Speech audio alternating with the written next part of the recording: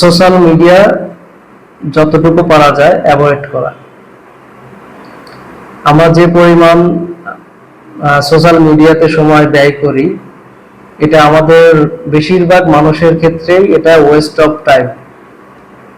দেখা যাচ্ছে যে আমরা যখন ফেসবুকে লগ ইন করি, আমরা হয়তো কোনো একটা বিষয় দেখার জন্য একটু 5টা মিনিট সময় কাটানোর জন্য যখন মোবাইলটা হাতে নিয়ে ফেসবুকে ঢুকি অথবা ইউটিউবে যাই, তখন দেখা যাচ্ছে যে আমরা একটার পর একটা স্ক্রল করতে থাকি, পোস্ট দেখতে থাকি, ভিডিও দেখতে থাকি।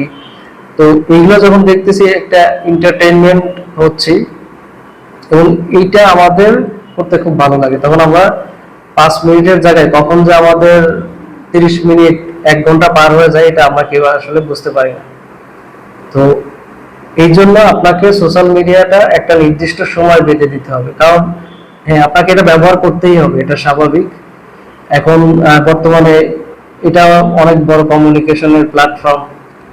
তো এগুলো ব্যবহার করবেন, বাট এটাকেও একটা নিয়ন্ত্রণের মধ্যে রাখতে হবে। যদি এটা করতে না পারেন, আপনার ম্যাক্সিমাম সময় এই যে সোশ্যাল মিডিয়াগুলো আছে এগুলো আপনার নষ্ট করে দিবে।